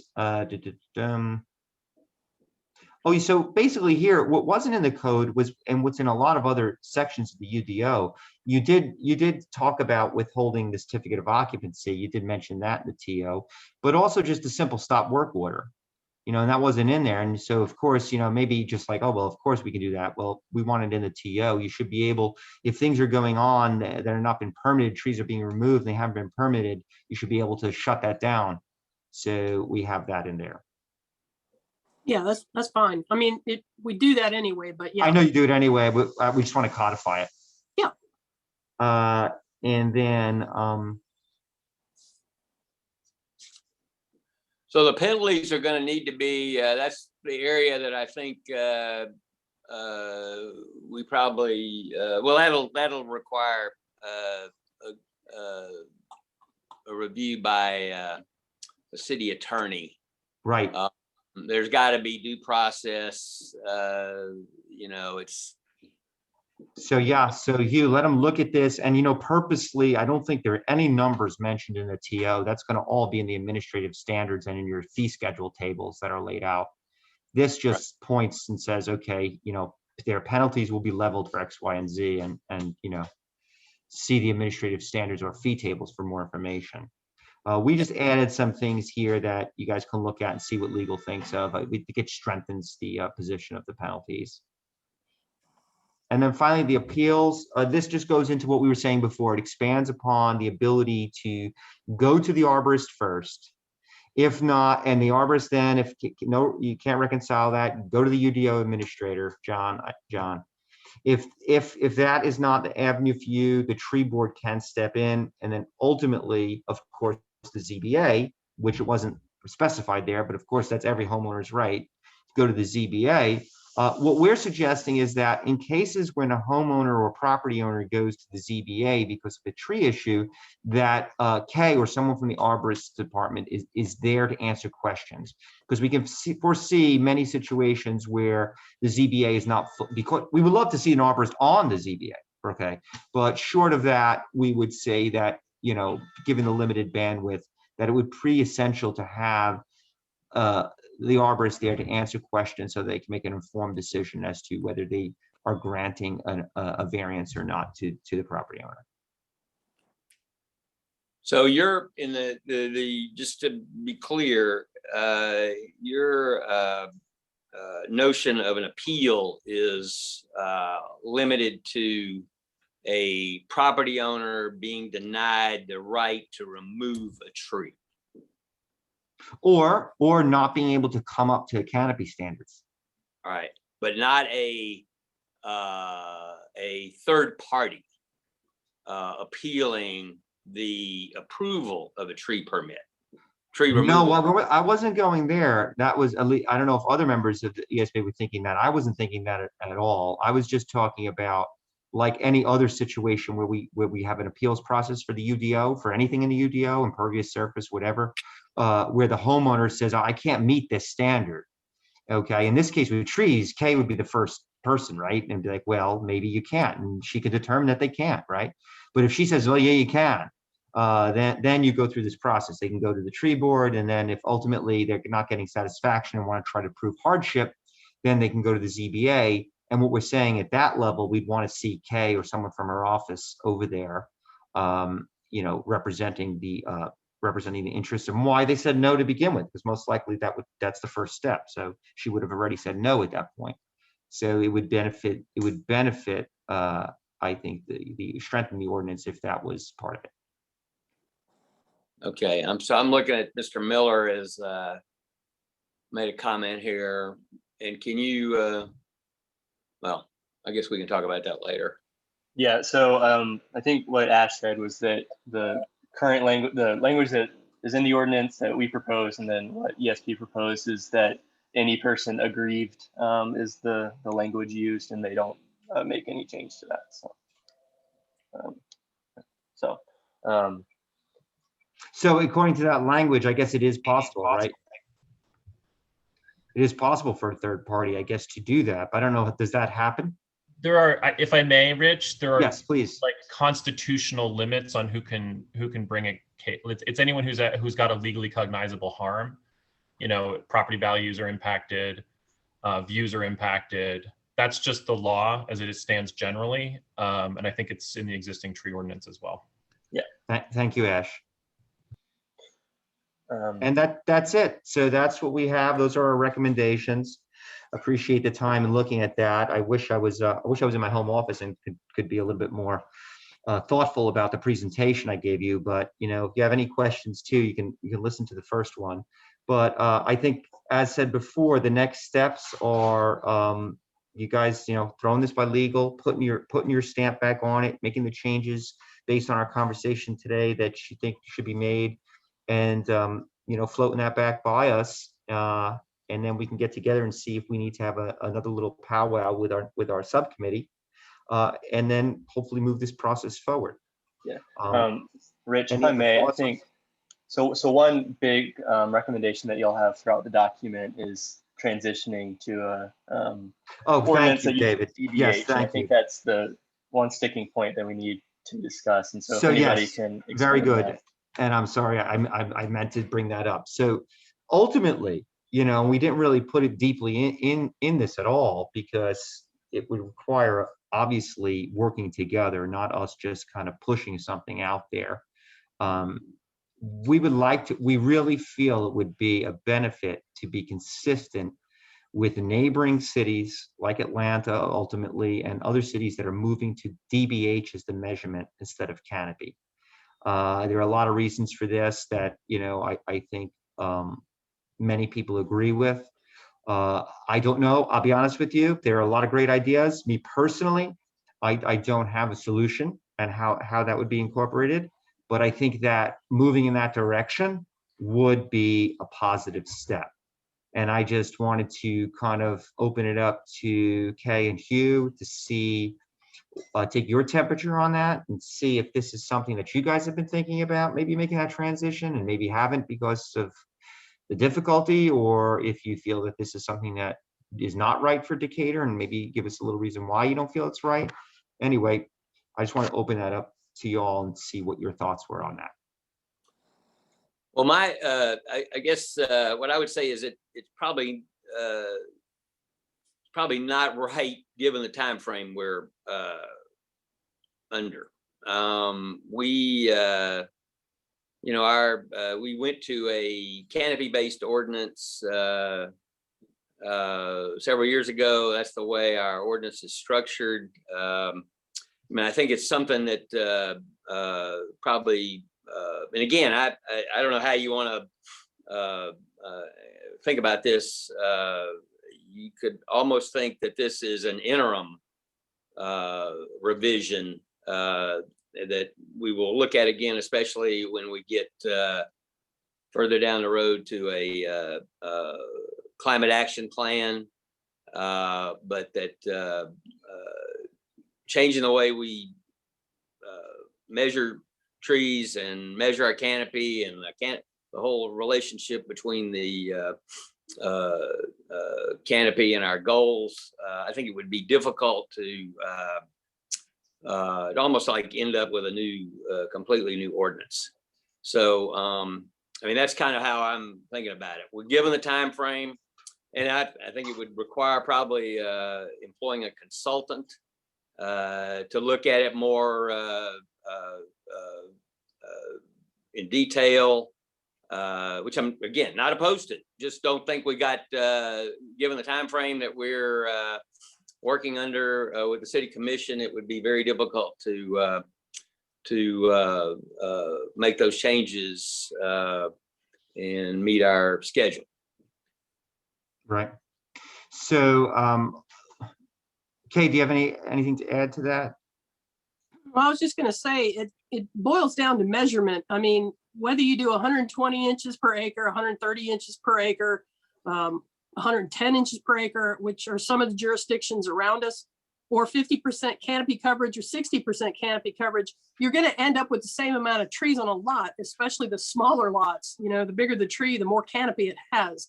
And right now, the quantifiable numbers that we can do and how we measure canopy as arborists is through a canopy study. So, you know, and I think that may have been why they switched back in 2014 to a canopy ordinance, because that was supposed to be the best way to do it in 2014. And still, every arborist meeting I go to, there's still discussion as to, is canopy better, is DBH better? Some ordinances are starting to blend the two. So you can have an either or depending on the canopy that you have and the tree types you have. Certain trees have bigger canopies than others. So if you get a huge inch tree, it may have a very small canopy, you know, so you're not really saving canopy in that instance. So there's arguments on either side. And me as an arborist, I've enforced, you know, the DBH, I've enforced the canopy, and I've enforced an ordinance that's mixed. And I'm happy doing whatever, as long as we can increase the amount of canopy we're saving. Right. Thank you, Kay, for that. Just quick point on the DBH. You know, if we end up asking, you know, in a commercial project, a developer to put back some ecosystem benefits with a, you know, a green roof or green infrastructure, then you're going to need DBH in those settings for sure to calculate the benefits. So I'm for a blended approach. I'm sorry, Kay, were you gonna say something? I was just saying, you know, if you're talking about green roofs, I mean, it's not necessarily DBH, because most of the green roof systems don't all include trees. A lot of them are planted with shrubs and, you know, sedium, which tend to really thrive in that hot climate setting. So it, you know, I don't know. Right. No, I'm saying the roof size is determined by the DBH of the trees that were cut down. And I think if you look at Atlanta, they have a calculation. Yeah. I think she was saying that DBH is a better metric when you're looking at green infrastructure offsets. So when you like, so I put in a green roof, or I put in bioswales, or I did X, Y, and Z, and then using DBH there is a little easier and more effective than using Canopy. So it kind of goes to, I think, what you were saying, that hybrid system there. You know, our overall Canopy goal and overall lot coverage may always be Canopy, but there may be room in the ordinance to use DBH for certain other things, maybe in when it comes to penalties, or when it comes to green infrastructure offsets.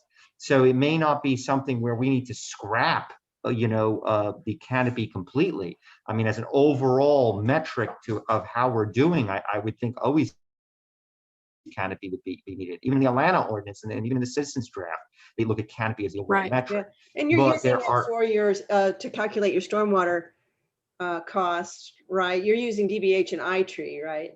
In a lot of instances. Yeah. Yeah, some of that, yeah, and that's, based on inches per acre. So it all, yeah, the stormwater is a little bit different, but now we have a stormwater system that recognizes saving trees, which is a good thing. So like I said, I'm flexible, however they want to do it, but I think Hugh was right in us trying to just revise the one we had, and staying with what they elected to do back in 2014. So in modifying what we have now, trying to get it working, would be to increase the canopy amount. So, it might be okay to do a blended, in the sense that if we're looking down the road, we're looking at 2026.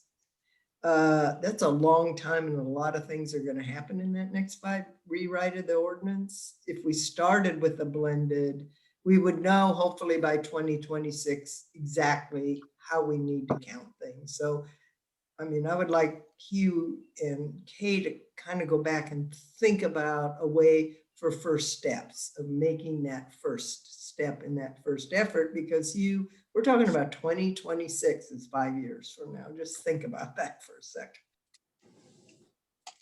The other reason, and Neil actually put this in the chat, to use something like a blended with DBH is the understory trees, because Canopy won't count any of those understory trees because their canopy is going to be underneath the canopy that we measure. So you could lose trees yet maintain canopy. yep. And I mean, I did put it in the ordinance that the understory canopies can be counted at 50%. 50%, yeah. In trying to encourage that, because a stand of trees always is better than a freestander unless it's grown that way its whole life. So, yeah. So, yeah, I think at this point, some consideration, if there's any lower hanging fruit where DBH can be inserted into the ordinance, that I don't know where that would be, Kay or Hugh, but if that is possible, that's something that we highly recommend doing, as Annie was saying, to start that process now. But Hugh, like you said, in order to make a wholesale revision and go to DBH is something that is drastically different than what you've been doing, and probably would require a consultant. And, just to double down on it, if you remember in January, that was my suggestion, that we should have a consultant doing this whole thing.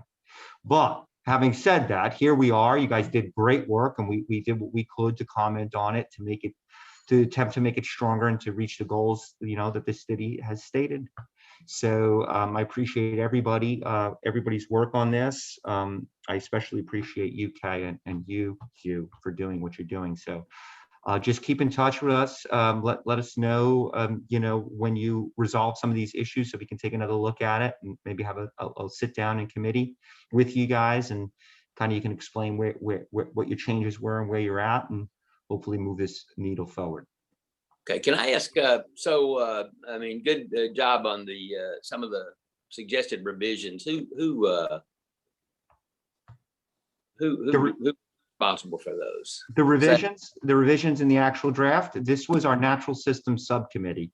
So Okay. It was myself, Mary Jane, Annie, Ash Miller, Sherry, and some other citizen members of the board. Okay, I noticed Mr. Miller's comments throughout the Yes, so Ash was, we couldn't have done it without him. He was a scribe and wordsmith, and he helped to kind of document all this stuff for us, and really help, put the language together and kind of take our ideas and get it on paper, if you will. Okay, thank you. speaking of on paper, this is Alan. Rich, thanks again for leading us through that discussion. It was really helpful. But before you leave, and since I'm taking notes, I wanted to make sure I captured a couple of things. You, I think, had committed to sending suggestions on the new trees credit. Is that right? Yes, Okay. yes, and I will CC, it probably will be Monday. I will CC the whole board on that, okay? Okay, thanks. And then we said this a couple of times. So Hugh and Kay, you have the board's edits and suggestions. And so I think what I heard is we're going to leave that with you guys now.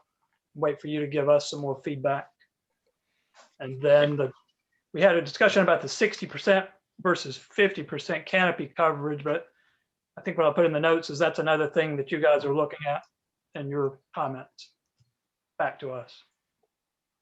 Yeah, and so again, I want to thank you all for all of your hard work. And so we'll take all this and we'll send back a clean version in Word with all the accepted revisions, and then an update to that kind of summary table that I put together for the April 7th revisions. And so you'll get all that in the near future, and then we can maybe start this all over again, or yeah, hopefully time much frame that works shorter for everybody. Yeah. Yes. That's great, though. That's kind of how I was envisioning it, a nice clean version with no edits based on the things that you readily accept and the changes that you make, and then we'll do another read through as a committee, and then we'll get together with you guys again with at least a subcommittee, so we can keep it very simple and more fluid. And just kind of talk through some of them. And so that's kind of how I would see that going. And then, David, I think you got the spreadsheet that you made that you were referring to. We did a spreadsheet too. I think you had asked for it. So, you know, you can look through that too, because that kind of outlines some of the reasons behind some of the some of the reasons and changes and where they're located to help you work through it. So I put this together last night, and so we'll go back in and fill these other columns and update it. Perfect. Kind of.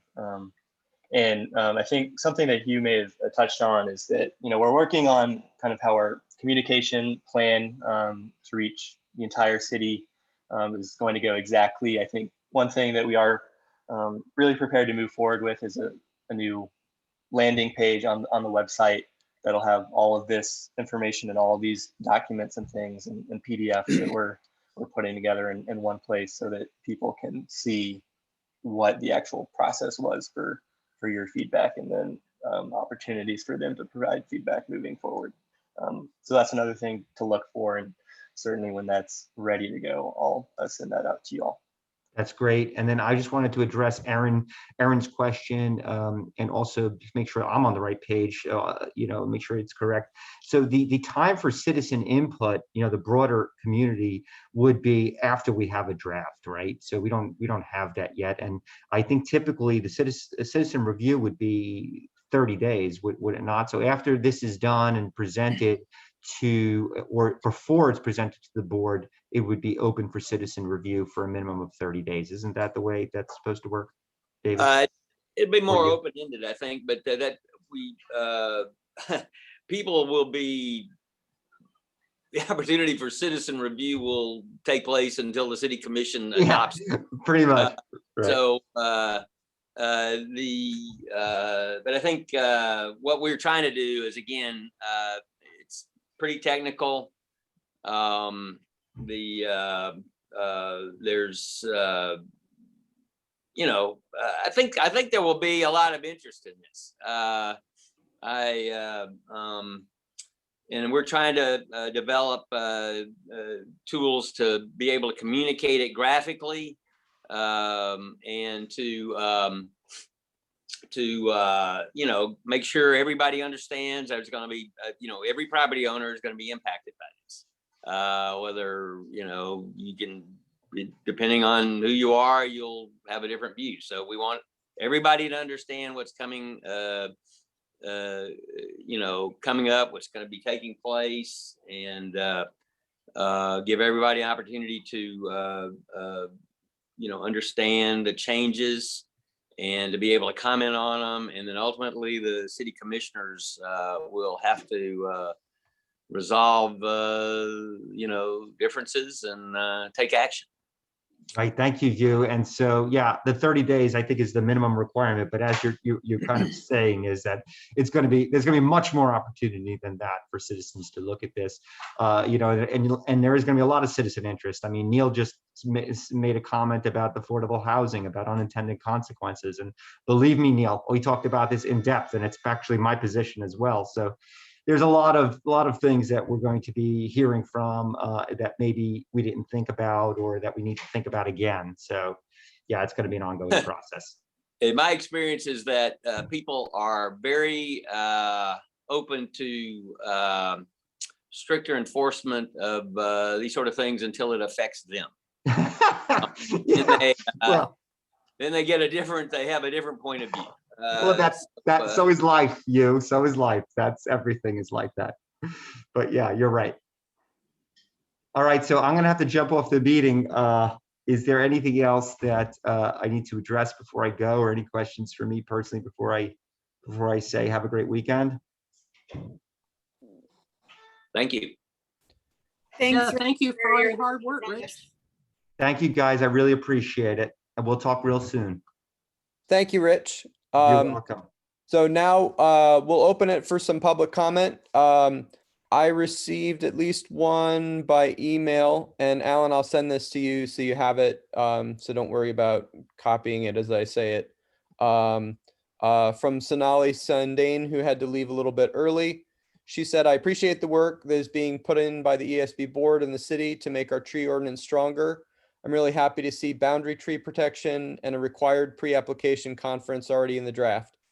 There was some talk back and forth about a public portal. I strongly feel this needs to happen if we are going to improve record keeping, transparency, and public trust. The city is significantly lagging behind in this area. I also want to see a tree board to increase oversight and involvement in the appeal process. This has been discussed by the board. I want the city to support it. The city also needs to adopt industry standards like DBH to provide clarity on quality of trees. Canopy goal is important, but it gives a bird's eye view. We need to incorporate DBH like other progressive cities when assessing and developing goals. Brookhaven, I believe, is also headed in this direction. I was pleased to hear discussion about creative ways to increase green infrastructure as an alternative to paying into the tree bank when canopy requirements are not met. This is thinking outside the box, and I hope the city supports it. So that's Sonali's comment. If you have comment, if you want to raise your hand, you can do that in the participants by clicking on participants and then click raise hand. We can take other comments. And if you'd like comments that have been put into the chat, you can say, please include this comment from the chat. And we'll include those in the notes from the meeting as well. Okay, Aaron Murphy, go ahead. Hey, everybody. Thank you, everyone, for all of your work on this so far. I feel like we're making some progress. I had a couple comments based on what was discussed today. I do want to make sure that priority trees are spelled out in the ordinance because, as Hugh said in the beginning of the meeting, we want to save the best trees. Canopy measurement is not the way that we determine the best trees. Priority trees need to be spelled out in the ordinance based on the species, the health of the tree, the size of the tree by DBH, and the placement on the lot. I really liked MJ's comments about the need for shade over impervious surfaces, particularly in the school parking lots and places where our kids play and do sports. So I would love to see some comments or requirements listed in the ordinance for that. And to David Nifong's comments about this, there only being 1K and how much work that she already has to do. I feel like the tree board is a solution to that, in that it takes that appeals process and helps give her support in that way.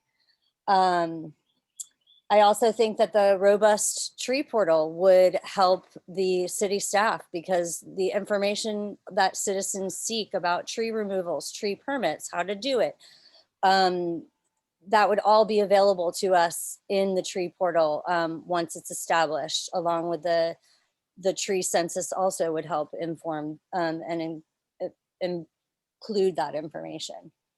And lastly, I just want to make sure that there will be a chance for important citizen input. I feel like we do have quite a few experts in the field.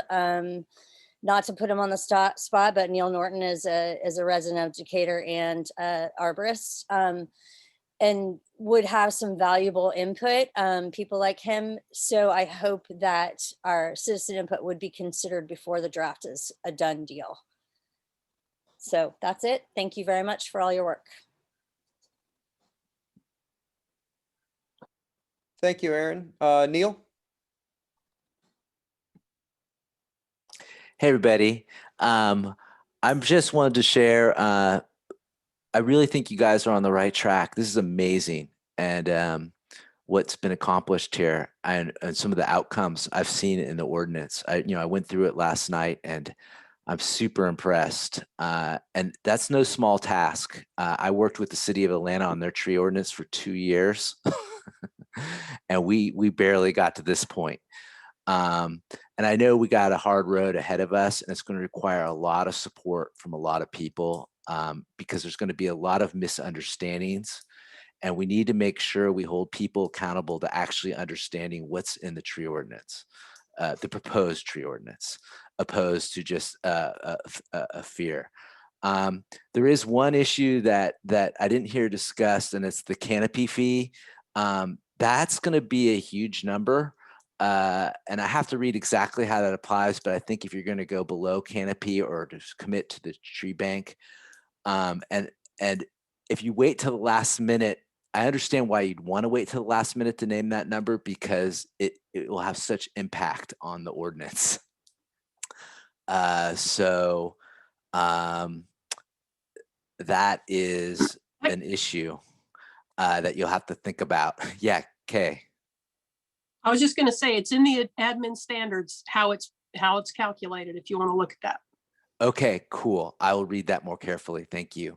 And then the last thing I was going to say is, I think I was on the zoning board of appeals for 6 years. And I was an arborist and I was on the tree board, so I do think if we, I kind of go between having a tree board, because they could do so many other good voluntary things like helping get trees out in the community and stuff like that, and be kind of an arm of the arborist division of the city.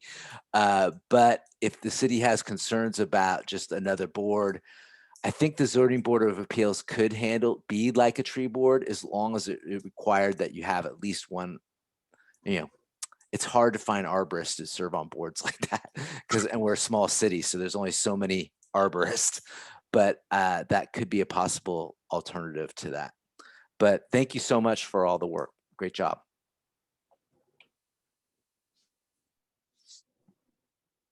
Any other public comment? Yeah, Ash. Ash, go ahead.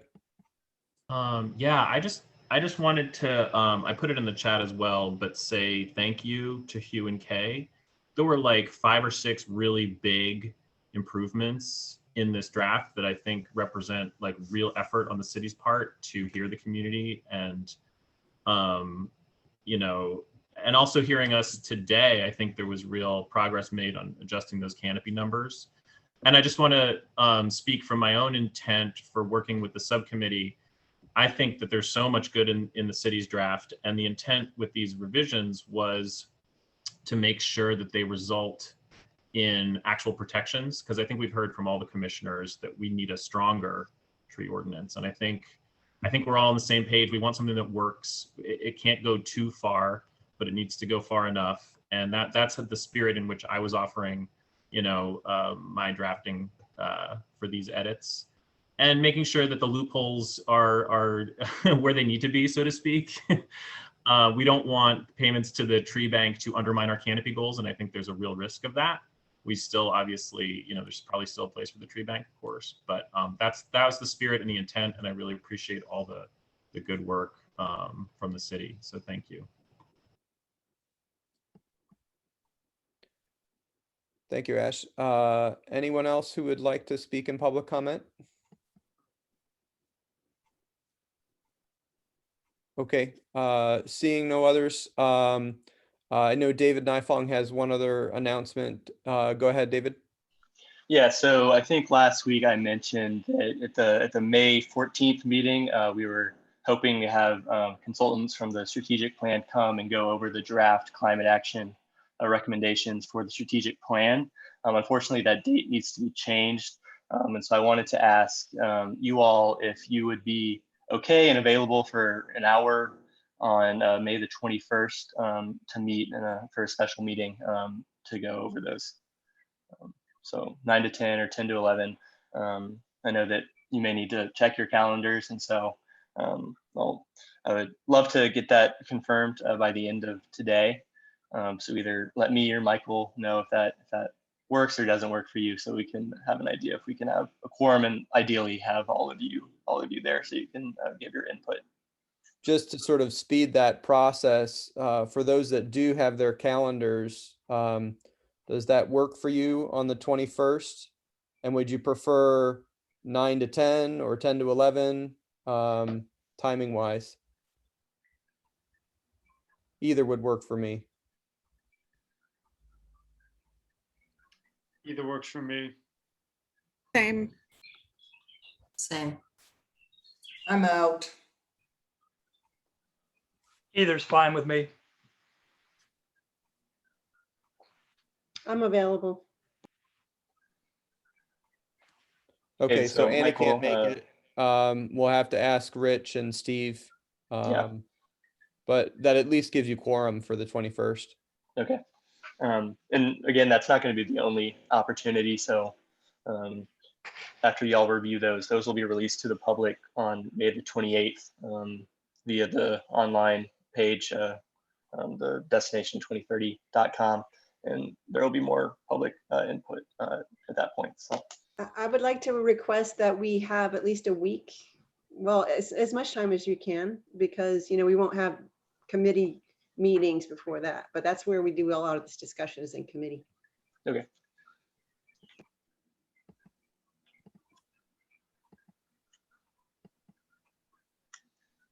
And David, I forgot, and now she's dropped off, but was there any response from Kay on the breakdown of the numbers from Yes, 2020? I have that for you, and I'll send that. Fantastic. If you can share that with us, that'd be great.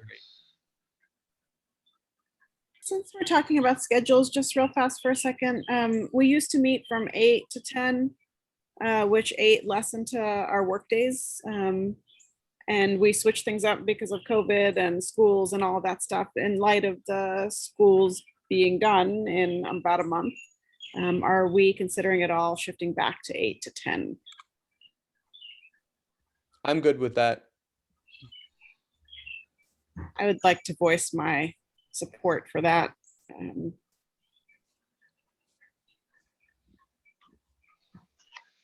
That might be something we can discuss at the May meeting, because I think the May meeting and we're still in school.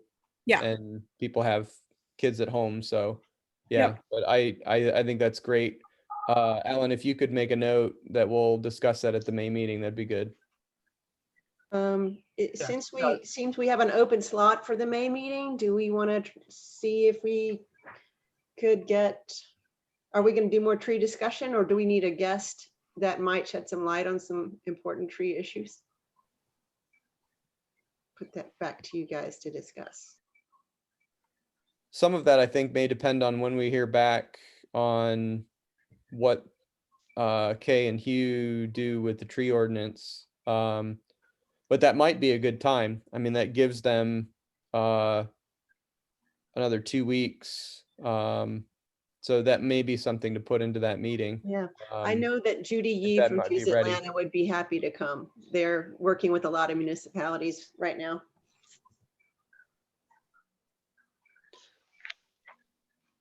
My one concern would be it might be premature if we haven't heard back from Kay and Hugh.